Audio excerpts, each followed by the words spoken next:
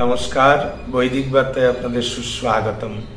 ভগবান পূর্বোক্ত শ্লোকে উল্লেখ করলেন কাম এবং ক্রোধকে আমাদের নিয়োজিত করতে হবে বা নিয়ন্ত্রিত করতে হবে।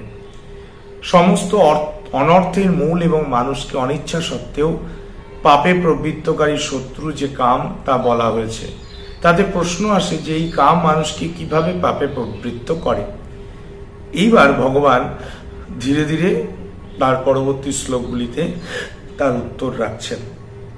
এটি মানুষের জ্ঞান আচ্ছাদিত করে তাকে অন্ধ করে পাপের গর্তে ধাক্কা দিয়ে ফেলে দেয়। সেই বিষয়ে ভগবান কি বলছেন? 38তম শ্লোক, 3য় অধ্যায় কর্মযোগ।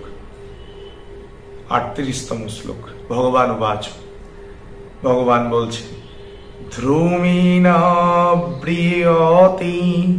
বর্ণী যথার্দর্শো মলিনা চ যথা লীনাবৃতা গর্ভৌ তথা স্ত্রীনাদম অবৃতম।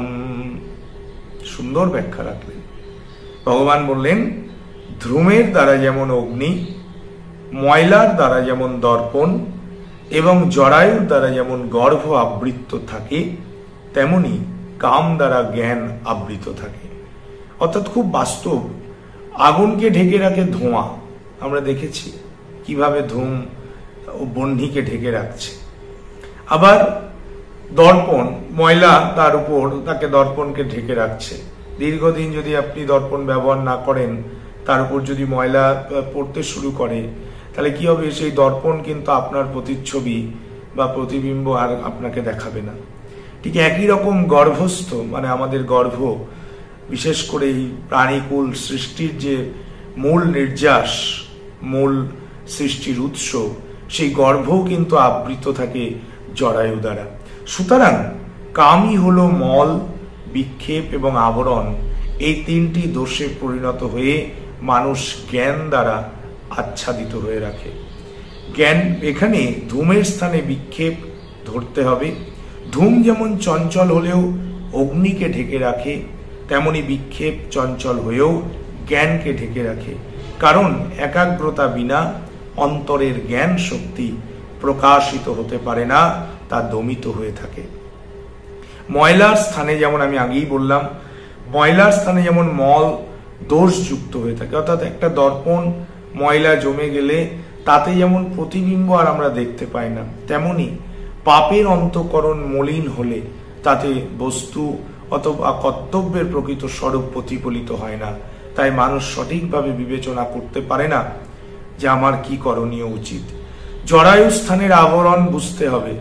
জরায়ুর দ্বারা যেমন গর্ভ আচ্ছাদিত থাকে, তার কোনো অংশ যেমন বাইরে থেকে দেখা যায় না, তেমনি জ্ঞানও আবরণ দ্বারা আচ্ছাদিত থাকে।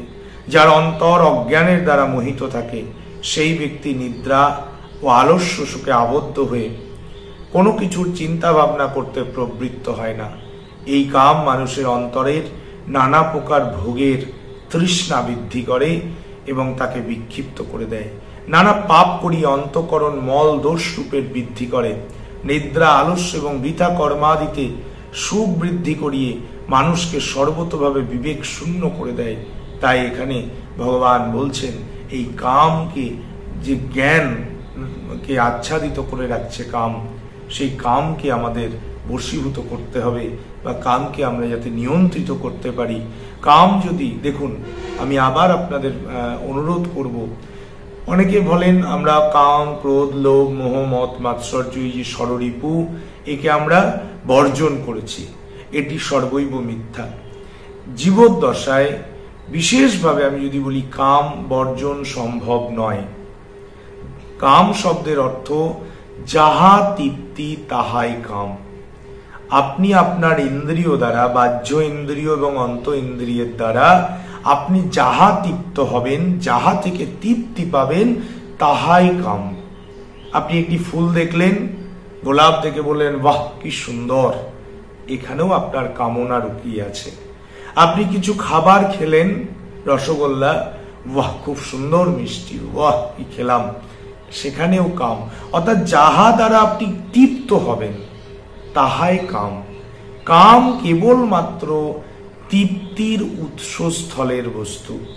তাই আপনাকে আপনি কি দ্বারা তৃপ্ত হচ্ছেন সেটাকে আপনি যদি নিয়ন্ত্রণ করতে পারেন, তবেই আপনি কামনা বাসনাকে নিয়ন্ত্রণ করতে পারবেন। আর আমরা যদি জীবদ্দশায় নিজেদের চাহিদা, নিজেদের চেতনা, নিজেদের অধিকার একে যদি নিয়ন্ত্রণে আনতে পারি, কোনটা আমার করণীয়, কোনটা আমার বর্জনীয়, এটা যদি অনুধাবন করে নিজেকে গুছিয়ে নিতে পারি, তাহলে নিশ্চিত থাকুন আপনাকে এক্সট্রা কষ্ট করে কাম ত্যাগ করব, লোভ ত্যাগ করব, মোহ ত্যাগ করব, এর জন্য কষ্ট করবার প্রয়োজন নেই। আপনার ভেতরে যে বিবেক রয়েছে, বিবেকের নির্দেশ পালন করুন, যতটুকু প্রয়োজন ততটুকু গ্রহণ করুন, তাহলেই দেখবেন আপনার দ্বারা সমস্ত কিছুই সংযত হবে, সংশোধিত হবে এবং নিয়ন্ত্রিত থাকবে। ধন্যবাদ। হরে কৃষ্ণ। ওম তৎসৎ। হরি ওম।